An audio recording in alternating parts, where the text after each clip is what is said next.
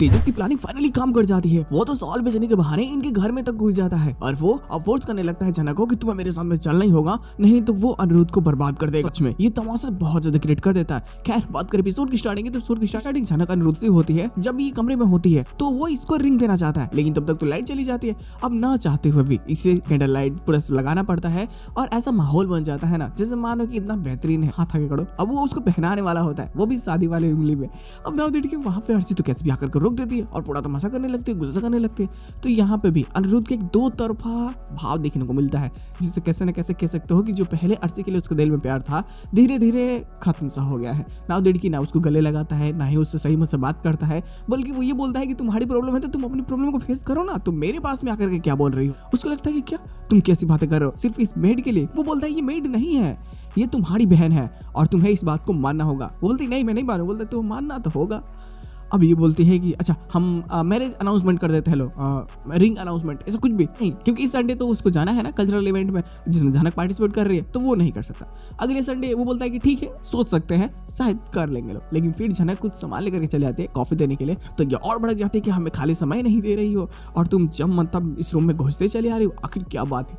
अब वो भी भड़क जाती है, आखिर कब तक वो सहेगी अर्ची की बातों को। ना लड़की को बच्चे ला के बातें करने लगती है, ये आपका ड्रामा बंद करो। और रही बात कि मैं सिर्फ यहाँ पे कॉफी देने आई थी, वही माने बोला था ना, और कुछ नहीं। अगर फिर भी आपको लगता है कि शायद मेरी गलती है, उसके लिए मैं माफी चाहती हूँ। और वो यहाँ से निकल जाती है। अनिरुद्ध बहुत गुस्सा होता है कि तुम अपनी हालत देखो अर्ची, दिन पर दिन कैसे बनती जा रही हो, तुम जंगली जानवरों जैसे बिहेव कर रही हो। इधर में तेजस निकल चुका होता है, तो अभी कोलकाता पहुंच जाता है। नाव डेढ़ की अब ये सोच लेता है कि इस कोलकाता के पानी में ना इस मछली की कितनी तेज रफ्तार है, वो देखने में और ज्यादा मजा आएगा। खैर ये क्या करता है कि उस बंदे से मिलता है जो बंदा यहाँ पर ऑलरेडी सॉल बेच रहा होता है, ऐसे नाटक करके कि मैं सॉल बेच रहा हूँ, मैं सेल्समैन हूँ। और तब तक वहाँ पहुंच जाता है तेजस, बोलता है चल उसके घर पे। और ये उसके घर जाते हैं। पहले तो जाता है सॉल बेचने के बहाने, जैसे ही घर वाले उसको मना कर देते हैं कि नहीं हमें सॉल नहीं खरीदना है, तो ये झनक को बोलने लगता है अरे हम इस लड़की को जानते हैं ना, अरे अरे ये तो हमारे गाँव की लड़की है, अरे जमाई बाबू।